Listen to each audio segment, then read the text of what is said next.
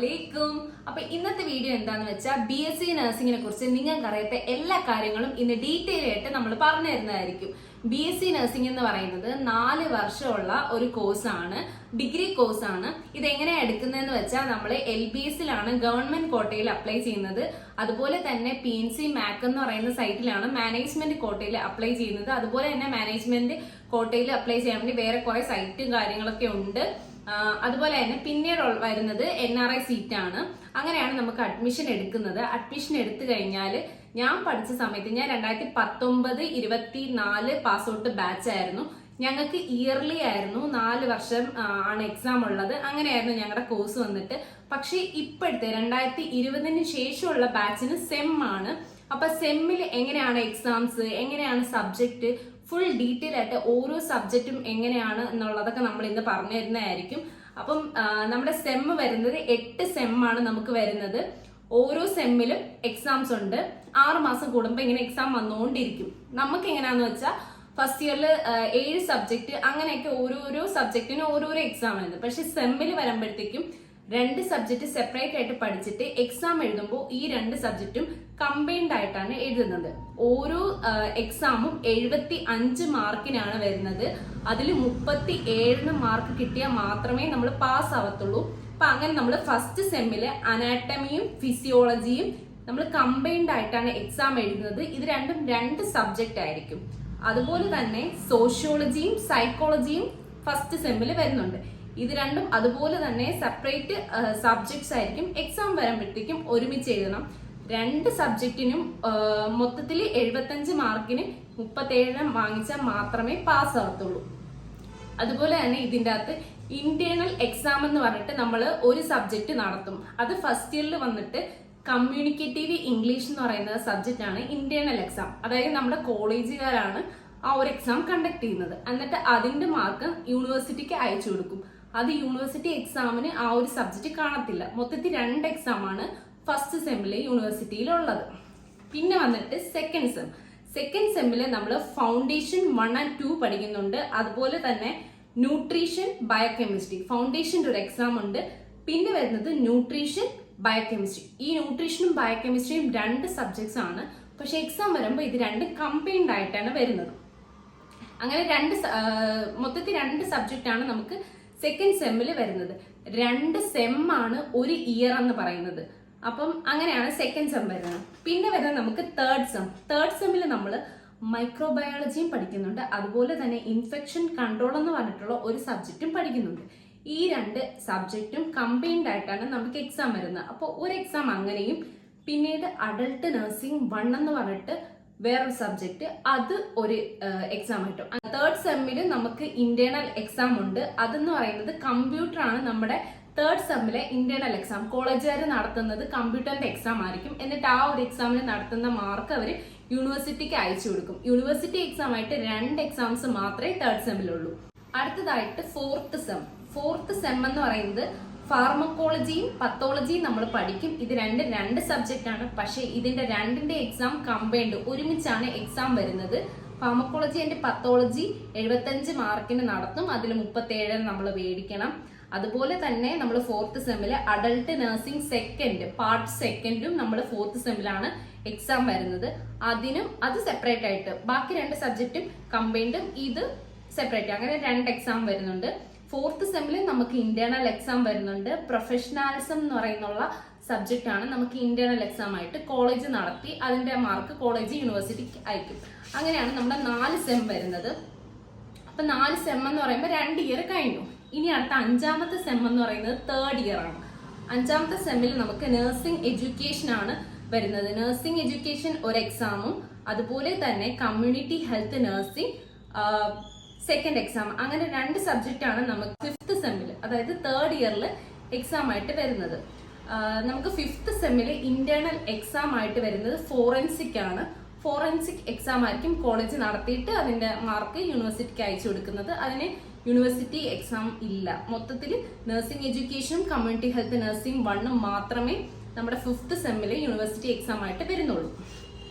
അടുത്തത് വന്നിട്ട് നമ്മുടെ 6th സെം ആണ്. 6th സെമ്മിൽ നമ്മൾ മെന്റൽ ഹെൽത്ത് നഴ്സിംഗ് 1 and 2 പഠിക്കും. അതുപോലെ തന്നെ ചൈൽഡ് ഹെൽത്ത് നഴ്സിംഗും പഠിക്കും.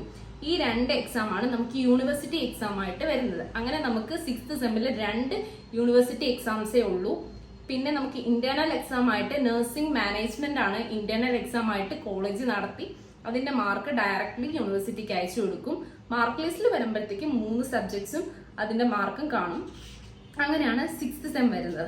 നെക്സ്റ്റ് വന്നിട്ട് നമ്മുടെ 7th സെം എന്ന് പറയുന്നത് നമ്മുടെ 4th ഇയറിന്റെ സ്റ്റാർട്ടിംഗ് ആണ്. അതിൽ നമ്മൾ പഠിക്കുന്നത് കമ്മ്യൂണിറ്റി ഹെൽത്ത് നഴ്സിംഗ് സെക്കൻഡ്. നമ്മൾ already community health nursing first 5th സെമ്മിൽ പഠിക്കും. അതിന്റെ ബാലൻസ് ആയിട്ട് നമ്മൾ കമ്മ്യൂണിറ്റി ഹെൽത്ത് നഴ്സിംഗ് സെക്കൻഡ് പഠിക്കുന്നത് 7th സെമ്മിലാണ്. അതും ഒബ്സ്റ്ററ്റിക് ആൻഡ് ഗൈനക്കോളജി 1 and 2 നമ്മൾ 7th സെമ്മിൽ പഠിക്കും. എന്നിട്ട് നമ്മൾ അങ്ങനെ 2 മെയിൻ എക്സാം ആണ് നമുക്ക് 7th സെമ്മിലുള്ളത്. പിന്നെ ഇന്റേണൽ എക്സാം ആയിട്ട് നമുക്ക് 7th സെമ്മിൽ വരുന്നത് റിസർച്ച് ആണ്. ഇന്റേണൽ എക്സാം, റിസർച്ചിന്റെ എക്സാം നമ്മൾ കോളേജിലാണ് നടത്തുന്നത്. കോളേജ് ലെവൽ എക്സാം നടത്തി അതിന്റെ മാർക്ക് എടുത്തിട്ട് യൂണിവേഴ്സിറ്റിക്ക് അയക്കും. അങ്ങനെയാണ് മൊത്തത്തിൽ 2 എക്സാംസ് മാത്രമേ നമുക്ക് യൂണിവേഴ്സിറ്റി എക്സാം ആയിട്ട് വരത്തുള്ളൂ. ചിലപ്പോൾ സബ്ജക്ട്സ് പലതായിരിക്കും, പക്ഷേ എക്സാം വരുമ്പോൾ കമ്പൈൻഡ് അങ്ങനെയാണ് വരുന്നത്. പിന്നെ 8th സെം എന്ന് പറയുന്നത് നമുക്ക് ഇന്റേൺഷിപ്പ് ആണ്. 8th സെമ്മിൽ നമുക്ക് വേറെ എക്സാംസും കാര്യങ്ങളൊന്നുമില്ല, 6 months ഇന്റേൺഷിപ്പ് ആണ്. അങ്ങനെയാണ് ഇപ്പോഴത്തെ സിലബസ് വെച്ചിട്ട് BSc നഴ്സിംഗ് എന്ന് പറയുന്നത്. ഞാൻ ഇയർലി ആണ് പഠിച്ചത്, അപ്പൊ എനിക്ക് എൻ്റർലി ഡിഫറെന്റ് ആയിട്ടുള്ള ഒരു സിലബസ് ആണ് ഉണ്ടായിരുന്നത്. അപ്പൊ ഇത്രയും സബ്ജക്ട്സ് ആണ് നമുക്ക് BSc നഴ്സിംഗിൽ ഇപ്പോൾ കറന്റ് പഠിക്കാനുള്ളത്. പിന്നെ അതുപോലെ തന്നെ നമുക്ക് ഔട്ട് പോസ്റ്റിംഗ് ഉണ്ട്. കമ്മ്യൂണിറ്റി ഹെൽത്ത് നഴ്സിംഗിൽ നമുക്ക് ഔട്ട് പോസ്റ്റിംഗ് ഉണ്ട്. അതുപോലെ തന്നെ മെന്റൽ ഹെൽത്ത് നഴ്സിംഗിലും ഔട്ട് പോസ്റ്റിംഗ് വരുന്നുണ്ട്. അതുപോലെ നമുക്ക് മെഡ് സർജ്, അതായത് അഡൽട്ട് ഹെൽത്ത് നഴ്സിംഗിൽ നമുക്ക് ക്ലിനിക്കൽ പോസ്റ്റിംഗ് വരുന്നുണ്ട്. അപ്പൊ അങ്ങനെ കുറച്ച് സബ്ജക്ട്സിൽ നമുക്ക് പോസ്റ്റിംഗ് വരുന്നുണ്ട്. അപ്പൊ നമ്മൾ ഔട്ട് പോസ്റ്റിങ്ങിന് പോയി അവിടെ, ഇപ്പൊ കമ്മ്യൂണിറ്റി ഒക്കെ ആണെങ്കിൽ നമ്മൾ ഔട്ട് പോസ്റ്റിങ്ങിന് പോയി അവിടെ ഓരോ വീട്ടിലും കയറി സർവേ ഒക്കെ എടുത്ത് അങ്ങനെയാണ് നമ്മൾ ചെയ്യുന്നത്. പിന്നെ വരുന്നത് നമുക്ക് BSc നഴ്സിംഗിന്റെ ട്യൂഷൻ ഫീസ് എത്രയാണെന്നുള്ളതാണ്. ഗവൺമെന്റ് സീറ്റ് ആണെങ്കിലും ശരി, മാനേജ്മെന്റ് സീറ്റ്, അതായത് LBS ആണെങ്കിലും ശരി, മാനേജ്മെന്റ് സീറ്റ് ആണെങ്കിലും ശരി, ഒരേ ഫീസ് തന്നെയാണ് വരുന്നത്. 73,025 രൂപയാണ് നമുക്ക് ട്യൂഷൻ ഫീ ആയിട്ട് 4 വർഷവും സെമ്മിൽ വരുന്നത്. അതായത് മൊത്തത്തിൽ 4 വർഷമായിട്ടാണ് അടയ്ക്കുന്നത് ഫീസ്. അത് 4 വർഷം 73,025 രൂപയാണ്. പിന്നെ എക്സ്ട്രാ എമൗണ്ട് വരുന്നത് കോളേജിന്റെ ബാക്കിയുള്ള കാര്യങ്ങൾക്കും എല്ലാം കൂടെ ആയിട്ട് കൂട്ടുമ്പോഴത്തേക്ക് അങ്ങോട്ടും ഇങ്ങോട്ടും ഓരോ കോളേജിലും വ്യത്യാസം വരും. SNA, PTA അങ്ങനെയൊക്കെ വരുമ്പോഴത്തേക്ക് അതിൽ വ്യത്യാസം വരും. ഇങ്ങനെയാണ് BSc നഴ്സിംഗിന്റെ സബ്ജക്ട്സും അതുപോലെ തന്നെ ഫീസിന്റെ കാര്യങ്ങളും വരുന്നത്. BSc നഴ്സിംഗ് എന്ന് പറയുന്നത് ഒരു പ്രൊഫഷണൽ കോഴ്സാണ്. അതുകൊണ്ട് തന്നെ നമ്മുടെ ആർട്സ് കോളേജിലെ പോലെ നമുക്ക് എൻജോയ്മെന്റ് കാര്യങ്ങളൊന്നും കിട്ടത്തില്ല. അത്യാവശ്യം കോളേജിൽ 6 months എക്സാമും കൂടെ ആയതുകൊണ്ട്, സെമ്മും കൂടെ ആയതുകൊണ്ട് കുറച്ചും കൂടെ ടൈറ്റ് ആയിട്ടുള്ള ഒരു ഷെഡ്യൂൾ ആയിരിക്കും. 6 months എക്സാം വന്നുകൊണ്ടിരിക്കും. അതിന്റെ ഇടയിലായിരിക്കും ചിലപ്പോൾ കോളേജ് ലെവൽ ആർട്സ് സ്പോർട്സ് ഒക്കെ വരുമ്പോൾ കുട്ടികൾ കുറച്ചും കൂടെ സ്ട്രെസ്ഡ് ആവാനുള്ള ചാൻസ് കൂടുതലാണ്. അപ്പൊ അങ്ങനെയാണ് നമ്മുടെ സ്പോർട്സും ആർട്സും ഒക്കെ ഇതിന്റെ ഇടയിൽ വരുന്നത്. ഇതൊരു പ്രൊഫഷണൽ കോഴ്സ് ആയതുകൊണ്ട് തന്നെ കോളേജ് ലെവലിൽ കുറച്ച് സ്ട്രിക്ട്നെസ്സും കാര്യങ്ങളും ഒക്കെ കാണും. അത് ഓരോ കോളേജിലും ഓരോ രീതിയിലായിരിക്കും. പിന്നെ ഫോൺ അലൗഡ് ആയിരിക്കും. എല്ലാ കോളേജിലും അലൗഡ് ആണോ എന്ന് ചോദിച്ചാൽ മെജോറിറ്റി ആയിട്ടുള്ള കോളേജുകളിലും ഫോൺ അലൗഡ് ആയിരിക്കും. പക്ഷേ ടൈമിംഗ് കാണും, ഇത്ര മണി തൊട്ട് ഇത്ര മണി വരെ. അങ്ങനെ ഫോണിന്റെ കാര്യത്തിൽ കുറച്ച് റെസ്ട്രിക്ഷൻ കാണും. കാരണം എന്ന് വെച്ചാൽ കരിക്കുലത്തിൽ കുറച്ചും കൂടെ ഇമ്പോർട്ടൻസ് കൊടുക്കുന്നത് കൊണ്ട് തന്നെ ഫോണിന്റെ കാര്യത്തിൽ റെസ്ട്രിക്ഷൻ കാണും. കോളേജിൽ ഫോൺ അലൗഡ് ആയിരിക്കില്ല. പിന്നെ അതുപോലെ തന്നെ ഡ്രസ് കോഡ് മസ്റ്റ് ആയിട്ട് എല്ലാ കോളേജ്, മിക്ക കോളേജുകളിലും ഡ്രസ് കോഡ് പക്കായിട്ട് അവര് നോക്കുന്ന കാര്യമായിരിക്കും. അതുപോലെ തന്നെ നമുക്ക് പോസ്റ്റിങ്ങിന് പോകുമ്പോൾ അല്ലെങ്കിൽ നമുക്ക് കോളേജ് ലെവലിലായാലും കുറെ റെസ്ട്രിക്ഷൻസ് കാണും. ഡ്രസ്സിലായാലും നമ്മൾ ഡ്രസ്സിന്റെ കൂടെ മസ്റ്റ് ആയിട്ട് ഷോൾ ഇടണം, ഷോൾ 2 സൈഡിലും പിൻ ചെയ്യണം. പിന്നെ അതുപോലെ തന്നെ നെയിൽ പോളിഷ് ഇടാൻ പാടില്ല, നഖം വളർത്തി കൊണ്ടുപോകാൻ പാടില്ല. പിന്നെ അതുപോലെ തന്നെ റിങ് ഇടാൻ പാടില്ല, സ്റ്റഡ് ആയിരിക്കണം യൂസ് ചെയ്യേണ്ടത്. ഹെവി ആയിട്ടുള്ള ജ്വല്ലറീസ് അങ്ങനത്തെ ഒന്നും യൂസ് ചെയ്യാൻ പാടില്ല. പിന്നെ അതുപോലെ തന്നെ മുടിയൊക്കെ ഫുൾ നന്നായിട്ട് പുട്ടപ്പ് ചെയ്യണം. അവിടെ എവിടെ എങ്ങനെയൊന്നും അഴിഞ്ഞു കിടക്കാൻ പാടില്ല. അങ്ങനെയുള്ള കുറേ റെസ്ട്രിക്ഷൻസ് നമുക്ക് ക്ലിനിക്കൽ സൈഡിൽ നിന്നും അതുപോലെ തന്നെ കോളേജിലും കാണും. അത് ഓരോ കോളേജിലും ഡിഫറെന്റ് ആയിരിക്കും. പിന്നെ അതുപോലെ തന്നെ ലീവിന്റെ കാര്യങ്ങൾ എല്ലാ കോളേജസിലും ഇപ്പോൾ നമുക്ക് പൊതുവായിട്ടുള്ള അവധികളെല്ലാം ലീവ് തരണം എന്നില്ല. അതുപോലെ തന്നെ നമുക്കിപ്പോൾ മഴ അങ്ങനെയുള്ള പ്രൊഫഷണൽ കോളേജിന് അവധിയാണെന്ന് പറഞ്ഞാലും നമ്മുടെ കോളേജിന് ചിലപ്പം ലീവ് തരണം എന്നില്ല. അത് ഓരോ കോളേജിനെ ഡിപ്പെൻഡ് ചെയ്തിരിക്കും. ചിലപ്പോൾ അവര് സെക്കൻഡ് സാറ്റർഡേ ചിലപ്പോൾ വീട്ടിൽ വിടുന്ന കോളേജസ് ഉണ്ട്, വീട്ടിൽ വിടാതിരിക്കുന്ന കോളേജസ് ഉണ്ട്. നമ്മുടെ ഓരോ കോളേജിലും ഡിഫറെന്റ് ആയിരിക്കും. അത് അവരുടെ നമ്മുടെ അക്കാഡമിക് കരിക്കുലം അനുസരിച്ചായിരിക്കും അവർ തീരുമാനിക്കുന്നത്. നമ്മുടെ പോർഷൻസ് ഒന്നും തീരാതിരിക്കുകയൊക്കെ ചെയ്താൽ അവർ ചിലപ്പോൾ എക്സ്ട്രാ ക്ലാസ് പോലെയൊക്കെ വെച്ച് അങ്ങനെ തീർക്കുന്നതായിരിക്കും. പിന്നെ അതുപോലെ തന്നെ നമുക്ക് കോമ്പൻസേഷൻ വരുന്നുണ്ട്. നമ്മൾ 4 വർഷത്തിൽ നമുക്ക് മൊത്തത്തിൽ 10 ദിവസമാണ് നമുക്ക് മെഡിക്കൽ ലീവായിട്ട് കണക്കാക്കുന്നത്. 4 വർഷത്തിൽ മൊത്തത്തിൽ 10 ദിവസം. അപ്പൊ അതിൽ കൂടുതൽ നമ്മൾ ലീവ് എടുത്തു കഴിഞ്ഞാൽ നമുക്ക് അത് കോമ്പൻസേഷൻ ആയിട്ട് ചെയ്യേണ്ടി വരും. അത് ഞങ്ങൾ ഇയർലി ആണ് പഠിച്ചത്. അപ്പൊ ഇപ്പൊ എങ്ങനെയാണെന്ന് അറിയത്തില്ല. കോമ്പൻസേഷന്റെ കാര്യങ്ങൾ ഇടയ്ക്ക് ചെയ്യാൻ പറ്റുവാണെങ്കിൽ അങ്ങനെ ചെയ്യാൻ പറ്റുമായിരിക്കും. അപ്പൊ അങ്ങനെയാണ് വരുന്നത്. പിന്നെ BSc നഴ്സിംഗിൽ നമുക്ക് ഒരുപാട് കാര്യങ്ങൾ എഴുതാനും ഒക്കെ ആയിട്ട് കാണും. നമുക്ക് care plan, case study, health education, clinical presentation, അങ്ങനെ പറഞ്ഞിട്ട് കുറേ സാധനങ്ങൾ നമുക്ക് എഴുതാൻ കാണും. അസൈൻമെന്റ്സ് കാണും. ഇതൊക്കെ നമ്മുടെ ഓരോ ഇയർലി ഓരോ സബ്ജക്റ്റിനെ ഡിപ്പെൻഡ് ചെയ്ത് വ്യത്യാസം വന്നുകൊണ്ടിരിക്കും. അത് നമ്മൾ എഴുതി തീർത്ത് പഠിച്ചേ പറ്റത്തുള്ളൂ എന്തായാലും. അത് നമ്മൾ കുറെ ഡിസീസ് കണ്ടീഷനെ പഠിക്കാനും അതുപോലെ തന്നെ അതിനെക്കുറിച്ച് കൂടുതൽ മനസ്സിലാക്കാനും വേണ്ടിയാണ് നമ്മൾ ഇതൊക്കെ ചെയ്യുന്നത്. പിന്നെ നമ്മൾ പോസ്റ്റിങ്ങിന് പോകുമ്പം നമ്മുടെ ആ ഒരു സെമ്മിലുള്ള റിക്വയർമെന്റ്സ് അനുസരിച്ച് നമ്മൾ കേസ് എടുക്കണം. കേസ് എടുത്ത് നമ്മളത് കേസ് സ്റ്റഡി, കെയർ പ്ലാൻ അങ്ങനത്തെ നമ്മൾ എഴുതി സബ്മിറ്റ് ചെയ്യണം. അപ്പൊ മാംസ് നോക്കിയിട്ട് അത് കറക്ഷൻ തരും. കറക്ഷൻ തന്നിട്ട് അത് നമ്മൾ ഫെയർ എഴുതി വീണ്ടും വെക്കണം. അപ്പൊ അവർ വീണ്ടും കറക്ഷൻ തരും. അങ്ങനെ 2-3 പ്രാവശ്യമൊക്കെ, ചിലപ്പോൾ 4-5 പ്രാവശ്യമൊക്കെ കറക്ഷൻസ് കിട്ടും. എനിക്ക് 5-6 പ്രാവശ്യമൊക്കെ കിട്ടിയിട്ടുണ്ട്. അപ്പൊ അത് നമ്മൾ കറക്റ്റ് ചെയ്ത് പക്ക ആക്കും വരെ അവർ കറക്ഷൻ തന്നുകൊണ്ടിരിക്കും. അപ്പൊ അങ്ങനെയൊക്കെയാണ് നമ്മുടെ റിക്വയർമെന്റ്സ്. ഒരുപാട് റിക്വയർമെന്റ്സ് നമുക്ക് വരും.